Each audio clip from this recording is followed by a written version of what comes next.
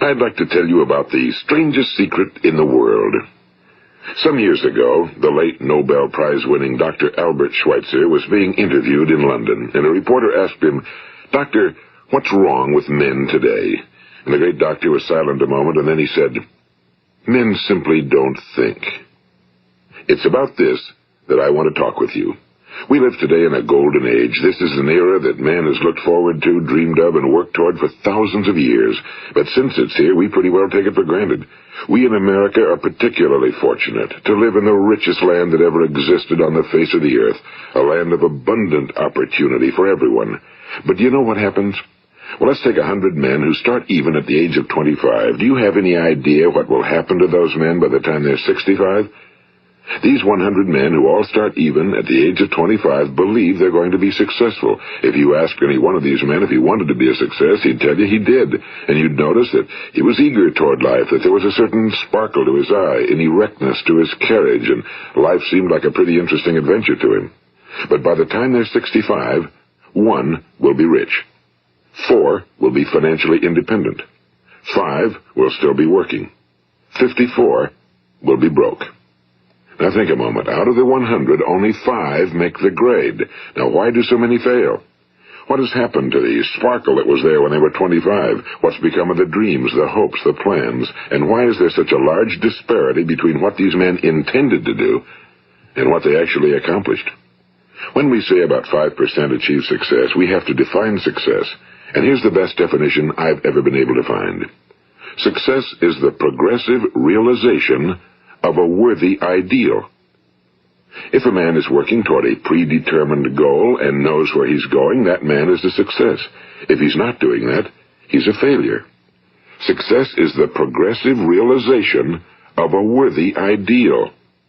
Rollo May, the distinguished psychiatrist, wrote a wonderful book called Man's Search for Himself. And in this book he says, the opposite of courage in our society is not cowardice. It is conformity. And there you have the trouble today. It's conformity, people acting like everyone else without knowing why, without knowing where they're going. Now think of it. In America right now, there are over 18 million people 65 years of age and older. And most of them are broke. They're dependent on someone else for life's necessities.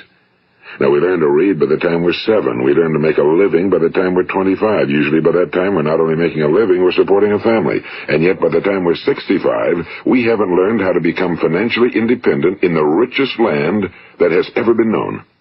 Why? We conform. And the trouble is that we're acting like the wrong percentage group, the 95 who don't succeed. Now, why do these people conform? Well, they really don't know. These people believe that their lives are shaped by circumstances, by things that happen to them, by exterior forces. They're outer-directed people. A survey was made one time that covered a lot of men, working men, and these men were asked, "Why do you work? Why do you get up in the morning?" 19 out of 20 had no idea. If you ask them, they'll say, well, everyone goes to work in the morning, and that's the reason they do it, because everyone else is doing it. Now let's get back to our definition of success. Who succeeds? The only person who succeeds is the person who is progressively realizing a worthy ideal. He's the person who says, I'm going to become this, and then begins to work toward that goal. I'll tell you who the successful people are. A success is the school teacher who's teaching school because that's what he or she wants to do. The success is the woman who's a wife and mother because she wanted to become a wife and mother and is doing a good job of it. The success is the man who runs the corner gas station because that was his dream. That's what he wanted to do. The success is the successful salesman who wants to become a top-notch salesman and grow and build with his organization. A success is anyone who is doing deliberately a predetermined job because that's what he decided to do deliberately. But only 1 out of 20 does that. That's why today there isn't really any competition unless we make it for ourselves. Instead of competing, all we have to do is create. You know, for 20 years, I looked for the key which would determine what would happen to a human being. Was there a key I wanted to know which would make the future a promise that we could foretell to a large extent? Was there a key that would guarantee a person's becoming successful if he only knew about it and knew how to use it? Well, there is such a key, and I've found it. Have you ever wondered why so many men work so hard and honestly without ever achieving anything in particular, and others don't seem to work hard and yet seem to get everything? They seem to have the magic touch. You've heard them say that about someone. Everything he touches turns to gold. And have you ever noticed that a man who becomes successful tends to continue to become successful? And on the other hand, have you noticed how a man who's a failure tends to continue to fail? Well, it's because of goals. Some of us have goals, some don't. People with goals succeed because they know where they're going. It's that simple.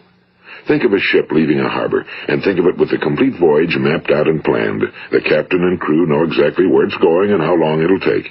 It has a definite goal. Now, 9,999 times out of 10,000, it will get to where it started out to get. Now let's take another ship, just like the first, only let's not put a crew on it or a captain at the helm. Let's give it no aiming point, no goal, no destination. We just start the engines and let it go. I think you'll agree with me that if it gets out of the harbor at all, it will either sink or wind up on some deserted beach, a derelict. It can't go anyplace because it has no destination and no guidance, and it's the same with a human being. Take the salesman, for example. There's no other person in the world today with the future of a good salesman. Selling is the world's highest paid profession, if we're good at it, and if we know where we're going. Every company needs top-notch salesmen, and they reward those men. The sky's the limit for them. But how many can you find? Someone once said the human race is fixed, not to prevent the strong from winning, but to prevent the weak from losing.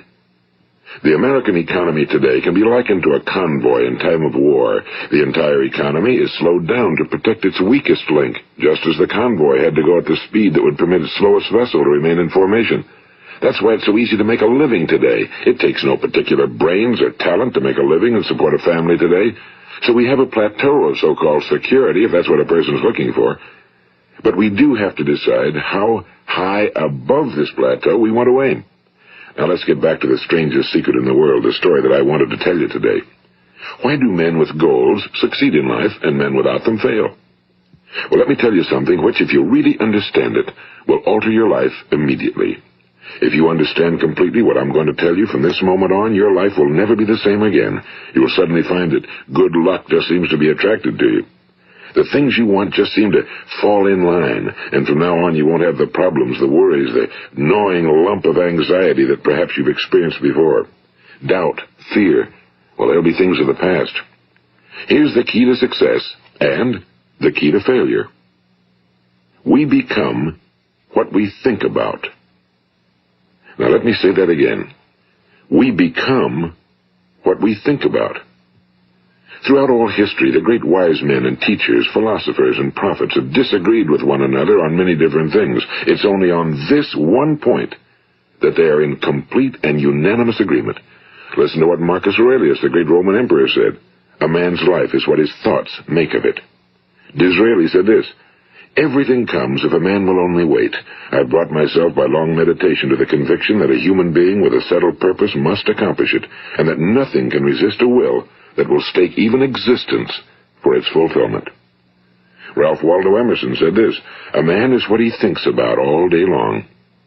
William James said, the greatest discovery of my generation is that human beings can alter their lives by altering their attitudes of mind. And he also said, we need only in cold blood act as if the thing in question were real, and it will become infallibly real by growing into such a connection with our life that it will become real. It will become so knit with habit and emotion that our interest in it will be those which characterize belief. And he also said, if you only care enough for a result, you will almost certainly attain it. If you wish to be rich, you will be rich. If you wish to be learned, you will be learned. If you wish to be good, you will be good. Only you must then really wish these things and wish them exclusively, and not wish at the same time 100 other incompatible things just as strongly. In the Bible, you read in Mark 9:23, if thou canst believe, all things are possible to him that believeth. My old friend Dr. Norman Vincent Peale put it this way, this is one of the greatest laws in the universe. Fervently do I wish I had discovered it as a very young man. It dawned upon me much later in life, and I found it to be one of the greatest, if not my greatest discovery outside of my relationship to God. The great law, briefly and simply stated, is that if you think in negative terms, you will get negative results. If you think in positive terms, you will achieve positive results. That is the simple fact, he went on to say, which is at the basis of an astonishing law of prosperity and success. In 3 words, believe and succeed. William Shakespeare put it this way: our doubts are traitors and make us lose the good we oft might win by fearing to attempt. George Bernard Shaw said, people are always blaming their circumstances for what they are. I don't believe in circumstances. The people who get on in this world are the people who get up and look for the circumstances they want, and if they can't find them, make them. Well, it's pretty apparent, isn't it? And every person who discovered this for a while believed that he was the first one to work it out. We become what we think about. Now, it stands to reason that a person who's thinking about a concrete and worthwhile goal is going to reach it, because that's what he's thinking about, and we become what we think about. Conversely, the man who has no goal, who doesn't know where he's going, and whose thoughts must therefore be thoughts of confusion and anxiety and fear and worry, becomes what he thinks about. His life becomes one of frustration and fear and anxiety and worry. And if he thinks about nothing, he becomes nothing. Now, how does it work? Why do we become what we think about? Well, I'll tell you how it works as far as we know. Now, to do this, I want to tell you about a situation that parallels the human mind. Suppose a farmer has some land, and it's good fertile land. Now, the land gives the farmer a choice. He may plant in that land whatever he chooses. The land doesn't care. It's up to the farmer to make the decision. Now, remember, we're comparing the human mind with the land because the mind, like the land, doesn't care what you plant in it. It will return what you plant, but it doesn't care what you plant. Now, let's say that the farmer has 2 seeds in his hand. One is a seed of corn. The other is nightshade, a deadly poison. He digs 2 little holes in the earth, and he plants both seeds, one corn, the other nightshade. He covers up the holes, waters, and takes care of the land, and what will happen? Invariably, the land will return what's planted. As it's written in the Bible, as ye sow, so shall ye reap. Now remember, the land doesn't care. It'll return poison in just as wonderful abundance as it will corn. So up come the 2 plants, one corn, one poison. Now, the human mind is far more fertile, far more incredible and mysterious than the land, but it works the same way. It doesn't care what we plant. Success, failure. A concrete, worthwhile goal, or confusion. Misunderstanding, fear, anxiety, and so on. But what we plant, it must return to us. You see, the human mind is the last great unexplored continent on Earth. It contains riches beyond our wildest dreams. It will return anything we want to plant. Now, you might say, well, if that's true, why don't people use their minds more? Well, I think they figured out an answer to that one, too. Our mind comes as standard equipment at birth. It's free, and things that are given to us for nothing we place little value on. Things that we pay money for, we value. The paradox is that exactly the reverse is true. Everything that's really worthwhile in life came to us free. Our minds, our souls, our bodies, our hopes, our dreams, our ambitions, our intelligence, our love of family and children and friends and country, all these priceless possessions are free. But the things that cost us money are actually very cheap and can be replaced at any time.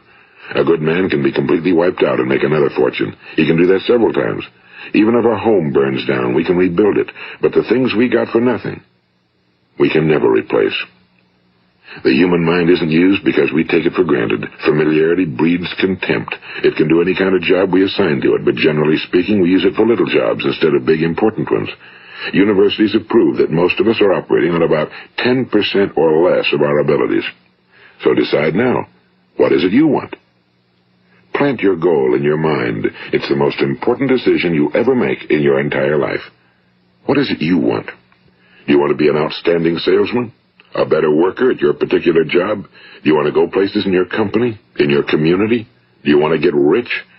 All you've got to do is plant that seed in your mind, care for it, work steadily toward your goal, and it will become a reality. It not only will, there's no way that it cannot. You see, that's a law, like the laws of Sir Isaac Newton, the laws of gravity. If you get on top of a building and jump off, you'll always go down. You'll never go up, and it's the same with all the other laws of nature. They always work. They're inflexible. Think about your goal in a relaxed, positive way. Picture yourself in your mind's eye as having already achieved this goal. See yourself doing the things you will be doing when you've reached your goal. Ours has been called the phenobarbital age, the age of ulcers and nervous breakdowns and tranquilizers. At a time when medical research has raised us to a new plateau of good health and longevity, far too many of us worry ourselves into an early grave trying to cope with things in our own little personal ways without learning a few great laws that will take care of everything for us. These things we bring on ourselves through our habitual way of thinking. Every one of us is the sum total of his own thoughts. He is where he is because that's exactly where he really wants to be, whether he'll admit that or not. Each of us must live off the fruit of his thoughts in the future, because what you think today and tomorrow, next month and next year, will mold your life and determine your future. You're guided by your mind. I remember one time I was driving through eastern Arizona, and I saw one of those giant earth-moving machines roaring along the road at about 35 miles an hour with what looked like 30 tons of dirt in it, a tremendous, incredible machine, and there was a little man perched way up on top with the wheel in his hands guiding it. And as I drove along, I was struck by the similarity of that machine to the human mind. Just suppose you're sitting at the controls of such a vast source of energy. Are you going to sit back and fold your arms and let it run itself into a ditch? Or are you going to keep both hands firmly on the wheel and control and direct this power to a specific, worthwhile purpose? It's up to you. You're in the driver's seat. You see, the very law that gives us success is a two-edged sword. We must control our thinking.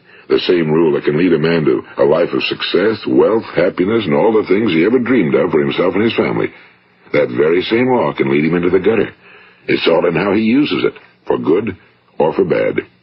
This is the strangest secret in the world.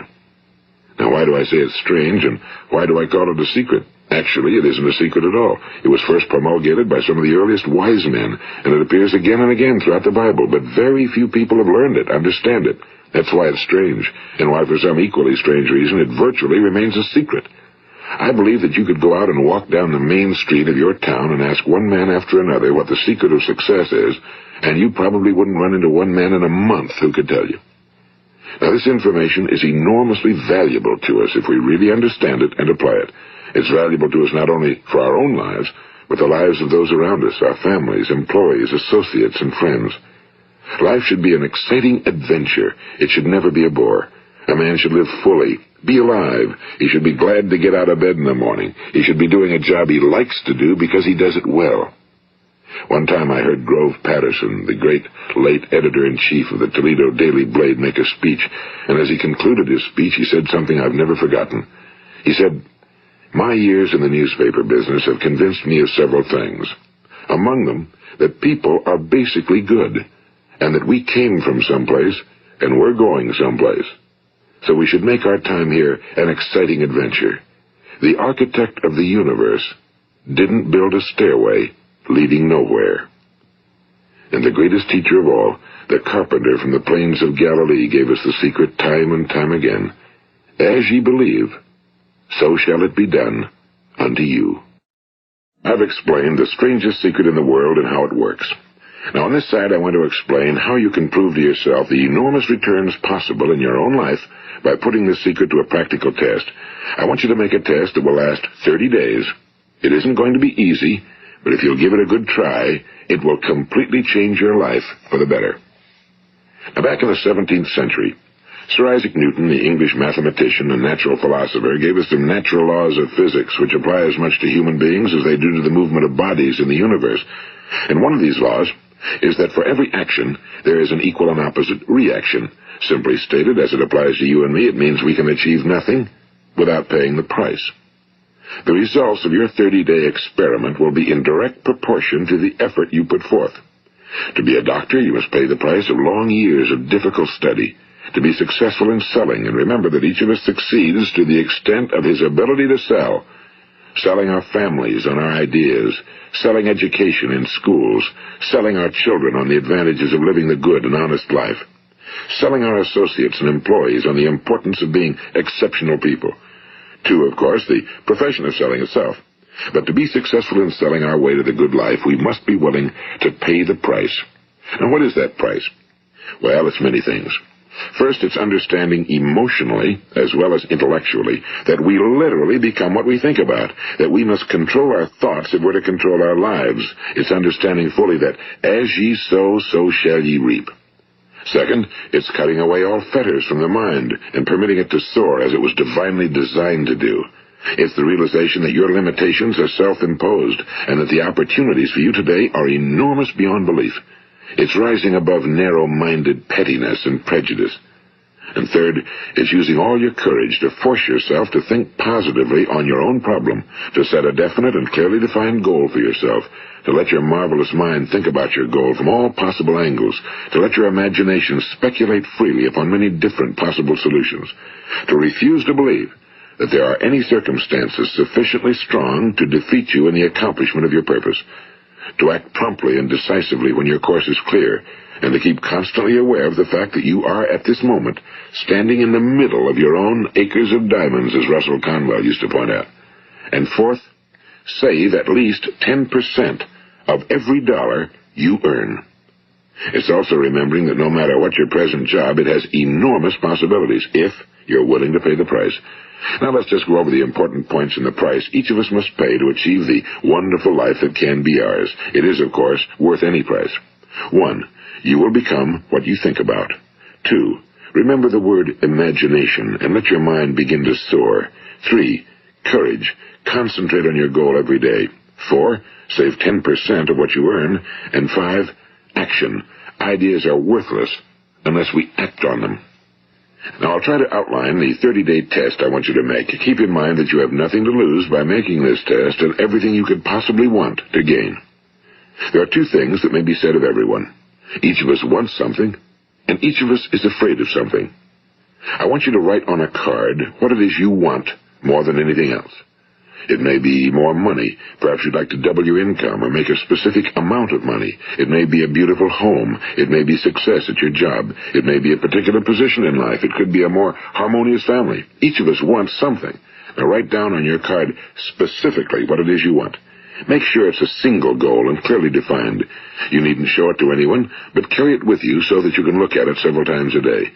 Think about it in a cheerful, relaxed, positive way each morning when you get up, and immediately you have something to work for, something to get out of bed for, something to live for. Look at it every chance you get during the day and just before going to bed at night.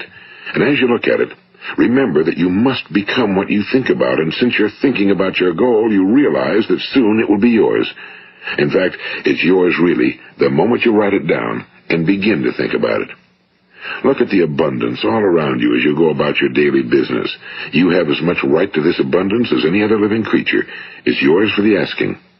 Now we come to the difficult part. Difficult because it means the formation of what is probably a brand new habit, and new habits are not easily formed. Once formed, however, it will follow you for the rest of your life. Stop thinking about what it is you fear. Each time a fearful or negative thought comes into your consciousness, replace it with a mental picture of your positive and worthwhile goal. And there'll come times when you'll feel like giving up. It's easier for a human being to think negatively than positively. That's why only 5% are successful. You must begin now to place yourself in that group. For 30 days, you must take control of your mind. It will think about only what you permit it to think about. Each day for this 30-day test, do more than you have to do. In addition to maintaining a cheerful, positive outlook, give of yourself more than you've ever done before. Do this knowing that your returns in life must be in direct proportion to what you give. The moment you decide on a goal to work toward, you're immediately a successful person. You are then in that rare and successful category of people who know where they're going. Out of every 100 people, you belong to the top 5. Don't concern yourself too much with how you're going to achieve your goal. Leave that completely to a power greater than yourself. All you have to do is know where you're going. The answers will come to you of their own accord and at the right time. Remember these words from the Sermon on the Mount, and remember them well. Keep them constantly before you this month of your test. Ask, and it shall be given you. Seek, and ye shall find. Knock, and it shall be opened unto you. For every one that asketh receiveth, and he that seeketh findeth, and to him that knocketh it shall be opened. It's as marvelous and as simple as that. In fact, it's so simple that in our seemingly complicated world, it's difficult for an adult to understand that all he needs is a purpose and faith. For 30 days, do your very best. If you're a salesman, go at it as you've never done before, not in a hectic fashion, but with the calm, cheerful assurance that time well spent will give you the abundance in return you deserve and want. If you're a homemaker, devote your 30-day test to completely giving of yourself without thinking about receiving anything in return, and you'll be amazed at the difference it makes in your life. No matter what your job, do it as you've never done it before for 30 days. And if you've kept your goal before you every day, you'll wonder and marvel at this new life you've found. Dorothea Brand, the outstanding editor and writer, discovered it for herself and tells about it in her fine book, Wake Up and Live. Her entire philosophy is reduced to the words, act as though it were impossible to fail. She made her own test with sincerity and faith, and her entire life was changed to one of overwhelming success. Now, you make your test for 30 full days. Don't start your test until you've made up your mind to stick with it. You see, by being persistent, you're demonstrating faith. Persistence is simply another word for faith. If you didn't have faith, you'd never persist. If you should fail during your first 30 days, by that I mean suddenly find yourself overwhelmed by negative thoughts, you've got to start over again from that point and go 30 more days. Gradually, your new habit will form until you find yourself one of that wonderful minority to whom virtually nothing is impossible. And don't forget the card. It's vitally important as you begin this new way of living.